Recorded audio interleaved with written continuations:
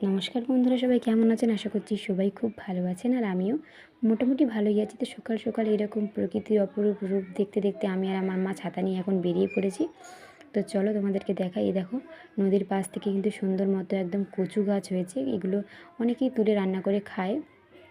আর এইগুলো হচ্ছে এখানকার কেওড়া গাছ, যেগুলো তোমরা জানো অবশ্যই। হয়তো নদীর পাড়ে এই গাছগুলো না লাগানোর জন্যই হয়। তো তারপরেই দেখো, এই যে এখনও পর্যন্ত এখানে এরকম মাটির রাস্তা আছে। তো তোমাদেরকে সামনে একটা সুন্দর জিনিস দেখাবো, তোমরা আমার সাথে চলো। এই দেখো কত সুন্দর ফুল গাছ। এগুলো কিন্তু, এই ফুল গাছগুলো কিন্তু কিন্তু আবর্জনা টাইপের, কিন্তু খুব সুন্দর ফুল হয়। দেখতে পাচ্ছ কী দিয়ে রেলিং করেছে?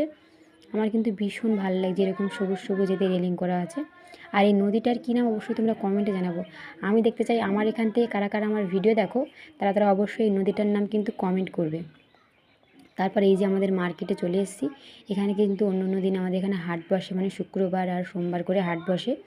তো তারপর মার আর আমার কাজ শেষ, আর আমরা এখন বাড়ি ফিরছি। আর এই যে দেখো, বেশ কিন্তু জোয়ার এসেছে, চারিদিকে কিন্তু জল ভরে গেছে।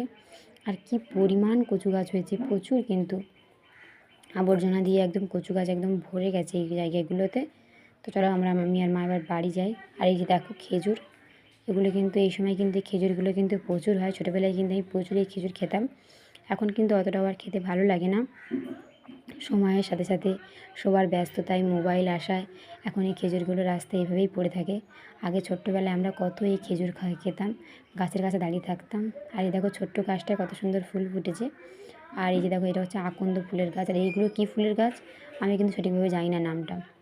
আর আজকের আম দিয়ে বানাবো একটা সুন্দর একটা রেসিপি। চলো রেসিপিটা শেয়ার করি। লাগবে দুধ, লাগবে আম। আমগুলো ভালো করে এবার কেটে নিয়েছি। যদি এটা ভালো হয় তো পরের দিন তোমাদের সাথে ফুল রেসিপিটা শেয়ার করব। তারপর আমি এদিকে দুধটা বসিয়ে দিয়েছি, দুধটা ভালো মতো জাল হবে। আর আমি বানাচ্ছি শুধুমাত্র কাজু দিয়ে, আর এর মধ্যে আমি দিয়ে দিলাম কয়েকটা এলাচ। এবার দিয়ে দেবো 2 প্যাকেট মতো আমি এখানে পাউডার দুধ নিয়েছি, গুঁড়ো দুধ যেটাকে বলে, এটাই আমি এর মধ্যে দিয়ে দিচ্ছি। আর এদিকে কাজু বাদাম নিয়েছিলাম বেশ খানিকটা, কাজু বাদামটা এবার দিয়ে দিলাম। আর দেখতে পাচ্ছ দুধটা কিন্তু একদম আমি কমিয়ে একদম অল্প করে নিয়েছি। এবার আমি এগুলো আমের মধ্যে ভালো করে ভরে দিয়েছি। এবার রাখতে হবে এগুলো ওভারনাইট ফ্রিজে। তো চলো এগুলো কালকে বের করব। আর দুপুরবেলা কী দিয়ে ভাত খেলাম তোমরা তো দেখতেই পেলে। সোয়াবিন তরকারি আছে, আছে শাক ভাজা, আর আছে একটা মাছ দিয়ে একটা তরকারি। আরও একটা জিনিস চলো তোমায় দেখাচ্ছি। এই যে দেখো, পুরো একদম লাল লাল ঝাল ঝাল করে একদম চিকেন। তো চলো চিকেন দিয়ে একদম জমিয়ে কিন্তু আজ দুপুরে খাওয়া দাওয়া হলো। গরমের সময় এরকম হালকা হালকা চিকেনের তরকারি কিন্তু বেশ ভালো লাগে। আর বিকেলে তোমরা দেখতে পাচ্ছ কী পরিমাণ আজকের মেঘ করেছে। আমার কিন্তু এরকম মেঘলা মেঘলা ওয়েদার কিন্তু বেশ ভালো লাগে।